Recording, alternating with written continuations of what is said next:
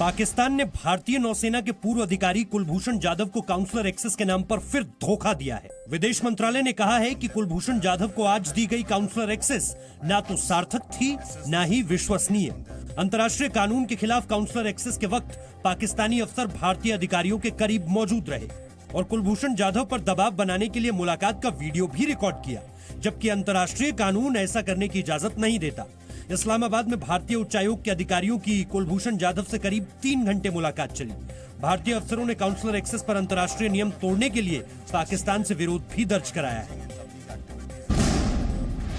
बिहार के गोपालगंज में महासेतु पुल के पास का एक हिस्सा ढहने के बाद सियासत तेज हो गई है।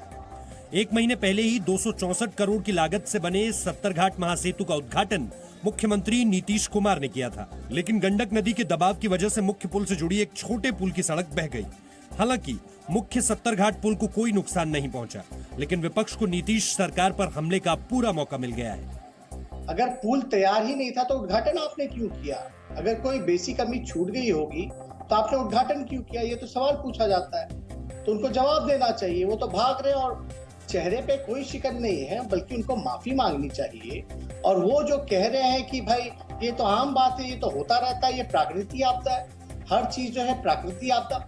वहीं इस हादसे पर बिहार के पथ निर्माण मंत्री नंदकिशोर यादव ने कहा है कि बाढ़ और बारिश के दौरान इस तरह की घटना होती रहती है। मेन जो सत्तरघाट पुल है उससे 2 किलोमीटर दूर जो माइनर ब्रिज है उसका अप्रोच केवल पानी के तेज बहाव के कारण कटा है।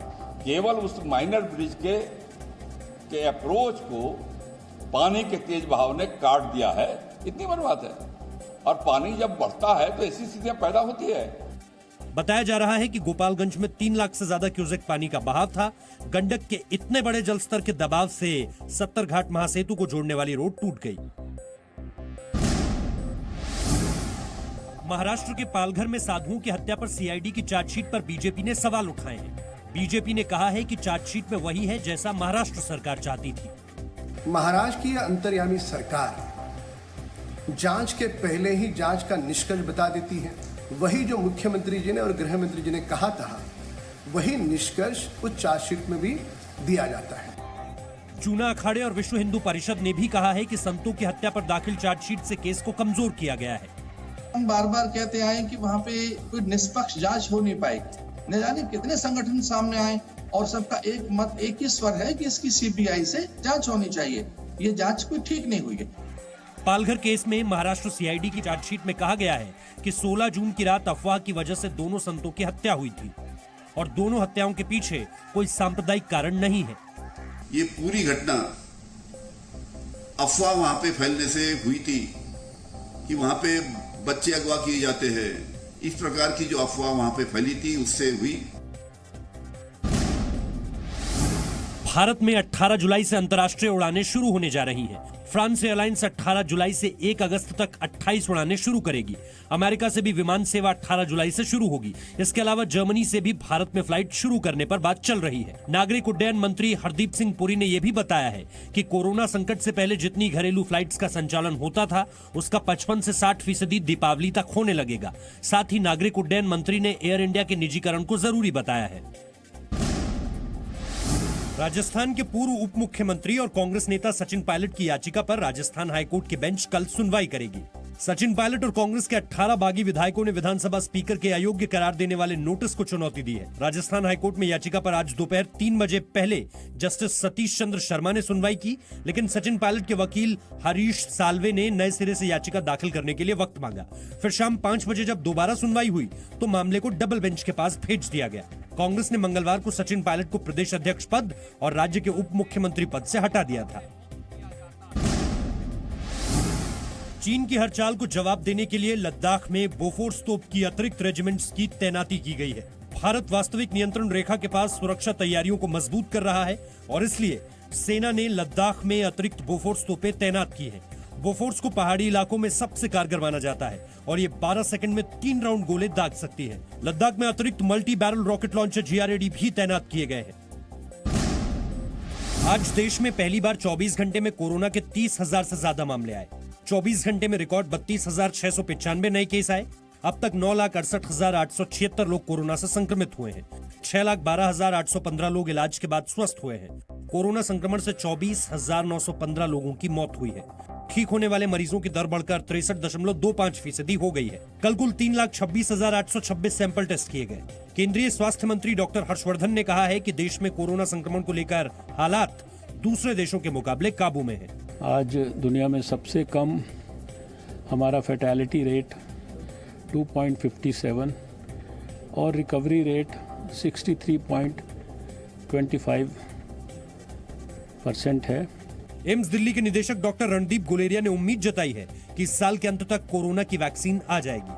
वैक्सीन पे रिसर्च हो रही है। इंडिया में भी 4-5 कंपनीज जो हैं काफ़ी एग्रेसिव काम कर रही हैं रिसर्च पे। ट्रायल्स भी शुरू हो गई हैं। इस सारे प्रोसेस में 6 से 9 महीने लग सकते हैं। तो मेरा ये मानना है कि इस साल के एंड तक या बिगिनिंग ऑफ नेक्स्ट ईयर तक जो है वैक्सीन आ जाएगी। दिल्ली में कोरोना संक्रमण के एक्टिव केस 18,000 से कम हो गए हैं। पिछले 24 घंटे में दिल्ली में 1,652 लोगों की कोरोना टेस्ट रिपोर्ट पॉजिटिव पाई गई। इस दौरान 1,994 मरीज इलाज से ठीक भी हो गए। 58 लोगों की कोरोना से मौत भी हुई। दिल्ली में कोरोना संक्रमितों की कुल संख्या 1,18,645 पहुंच गई है।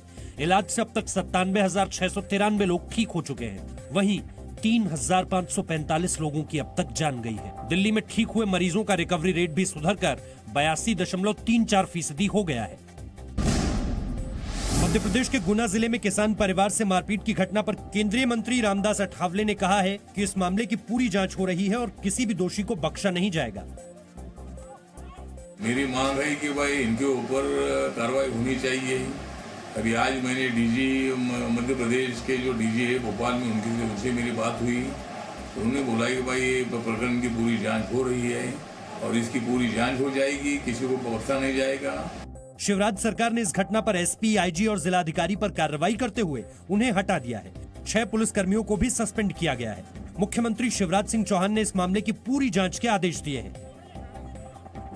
राहुल गांधी जी की जब सरकार थी मध्य प्रदेश में तो प्रीपेड व्यवस्था से अधिकारी पोस्ट होते थे और जब वो प्रीपेड अधिकारी रहते थे तब ऐसी दिक्कत आती थी। यहाँ तो घटना की जानकारी आते ही कलेक्टर, एसपी, आईजी सारे बदल दिए।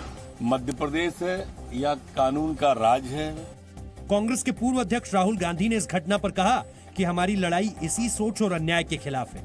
मायावती ने कहा था कि बीजेपी सिर्फ दलितों को बसाने का ढिंढोरा पीटती है। गुना में पुलिस ने सरकारी जमीन पर अतिक्रमण हटाते हुए किसान दंपत्ति की बुरी तरह पिटाई की थी। सोशल मीडिया प्लेटफॉर्म ट्विटर पर सबसे बड़े साइबर हमले से साइबर सुरक्षा पर सवाल उठ रहे हैं। अमेरिका के कई जाने माने लोगों के ट्विटर अकाउंट हैक हो गए। अमेरिका के पूर्व राष्ट्रपति बराक ओबामा, राष्ट्रपति पद के उम्मीदवार जो बाइडेन, टेस्ला के सीईओ एलन मस्क, माइक्रोसॉफ्ट के संस्थापक बिल गेट्स, अमेज़न के संस्थापक जेफ बेजोस और बर्कशायर हैथवे के चेयरमैन वॉरेन बफे का ट्विटर अकाउंट हैकर्स ने हैक कर लिया। ट्विटर हैंडल हैक करने के बाद इसमें बिटकॉइन यानी क्रिप्टो करेंसी स्कैम करने की कोशिश की गई। हैकर्स ने इन वेरीफाइड अकाउंट्स के जरिए यह कहा कि अगले आधे घंटे में अगर कोई यूजर $1000 बिटकॉइन में भेजेगा तो उन्हें दोगुनी कीमत की क्रिप्टो करेंसी भेजी जाएगी। ट्विटर इस साइबर हमले की जांच कर रहा है। ये सभी मैसेज अब डिलीट कर दिए गए हैं।